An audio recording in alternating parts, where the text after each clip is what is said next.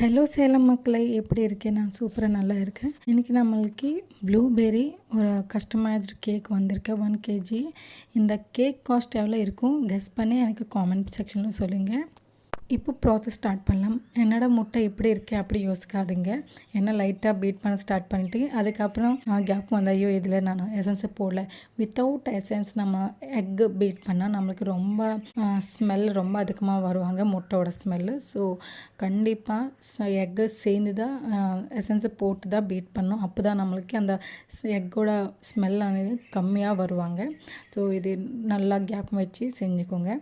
Egg நல்லா beat பண்ணதுக்கப்புறம் at least 3 to 4 minutes வரைக்கும் நம்ம நல்லா பீட் பண்ணோம். அதுக்கப்புறம் தான் 1 கப் அளவுக்கு சர்க்கரை நல்லா அரைச்சி எடுத்துக்கணும். அது கொஞ்சம் கொஞ்சம் தான் இந்த எக்கில் போட்டு நல்லா பீட் பண்ணணும்.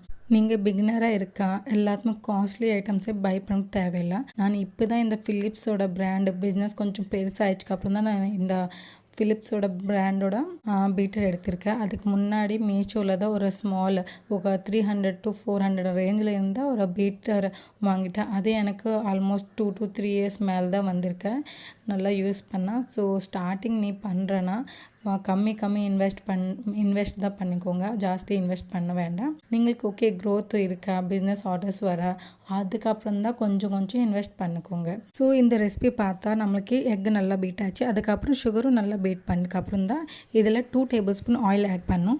நீ ஆயில் ஆட் பண்ணதுக்கப்புறம் ஜஸ்ட்டு 1 minute வரைக்கும் தான் பீட் பண்ணும். அதுக்குமா பீட் பண்ணானா அதில் இருந்த ஏர் பபிள்ஸ் எல்லாருமே ரிலீஸ் ஆகிடுச்சு. நம்மளுக்கு கேக் அவ்வளோ பஃபியாக வராது. இப்போ ட்ரை இன்க்ரீடியன்ட்ஸ் பார்த்தா 1 கப்பு மைதாவுக்கு 1 teaspoon baking powder 1/2 teaspoon baking soda எடுத்துக்கணும். இது எல்லாத்தையுமே அட் ஏ டைம் நம்மளை இந்த மாவில் போடக்கூடாது. எக்கோட இருக்குன்னா அதில் போடக்கூடாது. கொஞ்சம் தான் ஜலிச்சு எடுத்து நல்லா மிக்ஸ் பண்ணணும். நீங்கள் இந்த ஸ்டெப்பில் நீங்கள் ஸ்பேச்சுலாத்தான் மிக்ஸ் பண்ணலாம். இல்லை பீட்டர் யூஸ் பண்ணுற பீட்டர் ரொம்ப ஸ்லோ 1ல் மட்டும் தான் வச்சு ஸ்லோவாக தான் பீட் பண்ணணும். ஸ்பீட் அதிகமாக வச்சாச்சா நான் ஆல்ரெடி சொன்னால் நம்மளுக்கு கேக் பஃபியாக வராது. ஸ்பீடில் பண்ணால் மாவு நீ ஆட் பண்ணுறது ரொம்ப ஸ்லோவாக தான் போடணும். ஸோ எங்கள் கேக்கு ஸ்பாஞ்ச் லைட்டாக கலர் வர்றதுக்கு நான் ப்ளூ கலர் 2 drops மட்டும் தான் போட்டிருக்கேன். அதுக்கப்புறம் நம்மளுக்கு கேக்கு பார்க்குறதுக்கு அழகாக இருக்கும். இஃப் கஸ்டமர் கேட்டால் தான் நீ போடுங்க, இல்லைனா இல்லை. நான் எனக்கு கஸ்டமர் கேட்டேன் அதுக்கு நல்லா போட்டிருக்கேன். இப்போ இந்த கேக் மாவு எல்லாத்தையுமே கேக் டின்னில் போட்டு நம்மளை அவனில் 170 degreesல 30 minutes வரைக்கும் பேக் பண்ணும். ஒரு டைம் 30 minutes செக் பண்ணி பாருங்கள் நல்லா பேக் ஆச்சு ஓகே. இல்லை 1 more 2 minutes மட்டும் தான் வச்சா போதும். ப்ரீவியஸ் வீடியோஸில் எனக்கு நிறையா காமெண்ட்ஸ் வந்திருக்கேன் என்ன டின்னு யூஸ் பண்ணுறேன் எந்த சைஸ் அப்படி. நார்மலாக 1 kg நீ கேக் பண்ணுறேன்னா 8 inches நல்லா தான் இருக்கும். அது கொஞ்சம் ஃப்ளாட்டாக வருவாங்க. அதே நீங்கள் ஹைட் அதிகமாக வேணும் அப்படின்னா 6 inches டின்னும் நல்லா தான் இருக்கும். இங்கே நான் 6 inches டின் தான் யூஸ் பண்ணுறேன். கஸ்டமர் போட்ட ரெஃபரன்ஸில் நம்மளுக்கு கேக் கொஞ்சம் அது ஹைட்டாக வந்திருக்கு. அதனால் அதுக்கு தான் ஹைட் கேக் பண்ணுறதுக்கு நான் 6 inches கேக்கு டின் யூஸ் பண்ணுறேன். கேக் நல்லா பேக் ஆகிடுச்சு. இப்போ இந்த கேக் 1 hour வரைக்கும் கம்ப்ளீட்டாக கூல் ஆகணும். மேலே ஏதாச்சும் கர்ச்சீஃப் போடணும். அதுக்கப்புறம் தான் மேலே லேயர் ட்ரை ஆகாமல் இருக்கும். கேக் கம்ப்ளீட்டாக கூல் ஆகிடுச்சுக்கப்புறம் தான் டிமோல்ட் பண்ணணும். பார்த்தீங்க கேக் ரொம்ப சாஃப்டாக வந்திருக்கேன். லாஸ்ட் வீடியோஸில் ஒரு சிஸ்டர் கேக் லேயரிங் எப்படி பண்ணணும் ஐசிங் எப்படி பண்ணணும் அப்படி கேட்டிருக்கேன். ஸோ இங்கே பாருங்கள் நான் எப்படி நைஃப் யூஸ் பண்ணுறேன் நல்லா கிளியராக காமிக்கிறேன். நைஃப் எப்பவுமே ஸ்ட்ரெயிட்டாக தான் வைக்கணும். கொஞ்சம் ஆங்கிள் சேஞ்ச் ஆகிடுச்சா நம்மளுக்கு கேக்கு ஸ்ட்ரெயிட்டாக வராது. நம்மளுக்கு கேக் கட்டிங்கில் தான் நம்மளோட ஃபினிஷிங்கு பேஸாக இருக்கும். நீங்கள் கேக்கு நல்லா கட் பண்ணலான்னா அதுக்கப்புறம் என்ன ஃபினிஷிங்கும் நல்லா வராது. ஒரு சைடு ஹைட்டாக இருக்கும் ஒரு சைடு கம்மியாக ஹைட் இருக்கும். ஸோ அது எல்லாத்தையுமே பார்த்து தான் கட் பண்ணணும். ஸோ இந்த மாதிரி ஸ்ட்ரெயிட்டாக வச்சு சைடு எட்ஜஸ் தான் ஃபஸ்ட்டு லைட்டாக கட் பண்ணிட்டு அதுக்கப்புறம் உள்ளே ஃபுல்லாமே கட் பண்ணணும். இது ஹைட்டட் கேக்னால நம்மளுக்கு இந்த 4 layers வந்திருக்கேன். அதே ஃப்ளாட் கேக்ஸில் நம்மளுக்கு 3 layers தான் கட் ஆகும். ஸோ இப்போது எல்லாத்தையுமே கட் பண்ணதுக்கப்புறம் இந்த டர்னிங் டேபிள் மேலே ஒரு ஸ்மால் கர்ச்சீஃப் தான் போட்டு கொஞ்சம் 2-3 drops வாட்டர் போடணும். அது என்ன நம்மளுக்கு கேக்கு ஸ்லிப் ஆகாமல் இருக்கும். அந்த போர்டு இருக்குன்னா அந்த போர்டு ஸ்லிப் ஆகாமல் அப்படியே க்ரிப்பு கீழே இருக்கும். அதுக்கு தான் வைக்கணும் அது. அதுக்கப்புறம் போர்டு மேலே லைட்டாக க்ரீம் அப்ளை பண்ணிவிட்டு அதுக்கு மேலே தான் ஃபஸ்ட்டு ஸ்பாஞ்சு வைக்கணும். இங்கே கஸ்டமர் கேட்டுறது ப்ளூபெர்ரி கேக்னால ஒரு கொஞ்சம் பவுலில் 200 ml வரைக்கும் வாட்டர் எடுத்து 2 டேபிள் ஸ்பூன் வரைக்கும் சுகர் போட்டு அதில் 2 table spoon blueberry crush add பண்ணிவிட்டு அது நம்மளுக்கு கேக் சிரப்காக யூஸ் பண்ணுறேன். இங்கே கேக்கு நம்மளுக்கு 4 லேயர்ஸ் கட் பண்ணனால நம்மளுக்கு லேயர் பை லேயர் க்ரீமும் ரொம்ப கம்மி தான் போடணும். அதுக்குமா போட்டாச்சு நம்மளுக்கு க்ரீம் சாப்பிட்றதா அந்த மாதிரி தோணுது.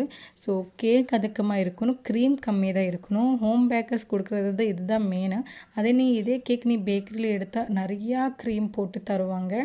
ஸோ அவ்வளோ க்ரீம் பசங்களுக்கு சேராது.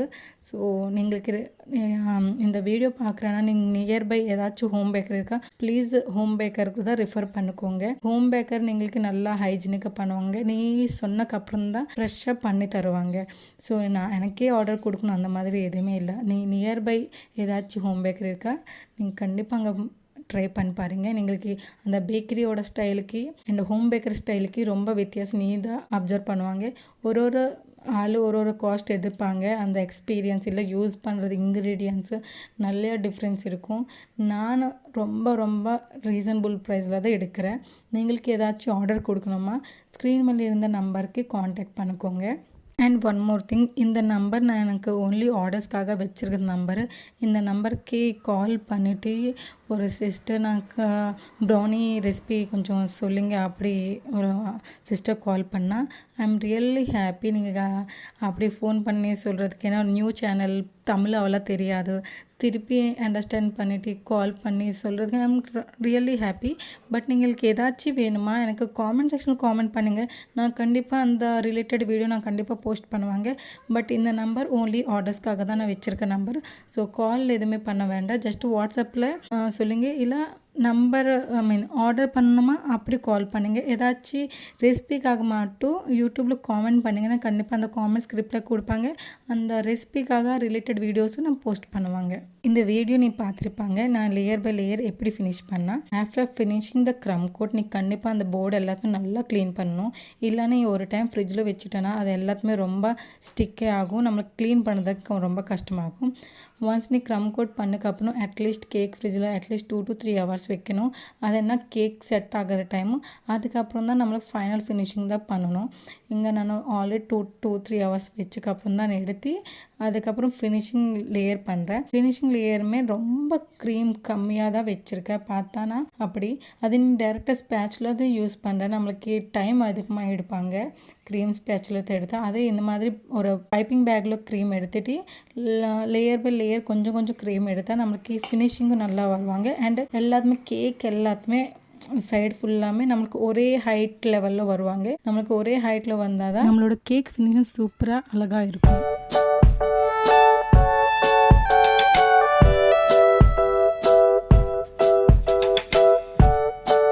இந்த மாதிரி சுற்றுற டைமில் நம்மளுக்கு நிறைய டைம் கேக்கு ஸ்லிப் ஆகும் அந்த மாதிரி இருக்கும்.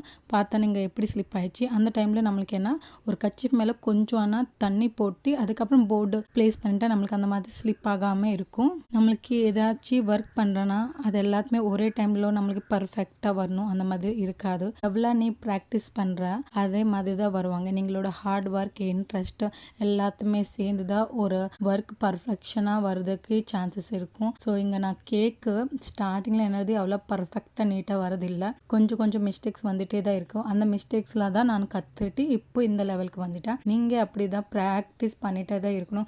மிஸ்டேக்ஸ் வர அந்த மாதிரி நீ டிசப்பாயிண்ட் ஆகக்கூடாது. எவ்ரி மிஸ்டேக்கில் பார்த்து அப்சர்வ் பண்ணி நெக்ஸ்ட் டைம் அதே சேம் மிஸ்டேக் ரிப்பீட் பண்ணாமல் இருக்கணும். நீங்கள் ஒரு கேக் ஆர்டிஸ்ட் ஆகணுமா ஈச் அண்ட் ஸ்மால் டைனியாக detailing everything is very important. Final output எவ்வளோ அழகாக வந்தால் கஸ்டமர்ஸ் பார்த்து உடனே நீங்கள்கிட்ட காண்டாக்ட் ஆகணும். அந்த மாதிரி தான் நம்மளோட அவுட்புட் ஃபைனலாக வரணும். ஏன்னா ஃபர்ஸ்ட் ஏதாச்சும் ஃபுட் ஐட்டம் பார்க்குறதுக்கு நல்லா இருந்தால் அட்ராக்டிவ் இருந்தால் தான் கஸ்டமர்ஸ் நம்மள்கிட்ட வருவாங்க. நீங்கள் பண்ணுறது அக்லியாக இருக்கா யாருமே வரமாட்டா. So first goes on looks நல்லா ஆகணும், அந்த பர்ஃபெக்டாக வரணும். ஸோ ஃபைனலாக என்னோடய கேக் முடிஞ்சிடுச்சு. கேக்கு லுக் வைஸ் எப்படி இருக்குது காமெண்ட் பண்ணுங்கள். ஏதாச்சும் டவுட்ஸ் இருக்கா காமெண்ட் பண்ணுங்கள். நிறையா கால்ஸ் காமெண்ட்ஸ் வந்துட்டு இருக்கா. நான் கண்டிப்பாக ஈச் அண்ட் எவ்ரி வீடியோ நான் அப்லோட் பண்ணுவாங்க. கொஞ்சம் பிஸியாக இருக்கேன், ஆர்டர்ஸ் நிறைய இருக்கனால அதில் கொஞ்சம் பிஸியாக இருக்குது. அதுக்கு தான் எதுவுமே போஸ்ட் பண்ணல, ரொம்ப லேட் ஆச்சு இந்த வாட்டி போஸ்ட் பண்ணுறதுக்கு. ஸோ ஃபைனல் தேங்க்ஸ் ஃபார் வாட்சிங். வீடியோ பிடிச்சாச்சும் லைக் பண்ணுங்கள், ஏதாச்சும் டவுட்ஸ் இருக்குது காமெண்ட் பண்ணுங்கள் அண்ட் ப்ளீஸ் டூ சப்ஸ்கிரைப். திருப்பி நெக்ஸ்ட் வீடியோவில் மீட் பண்ணலாம். until then take care and bye bye.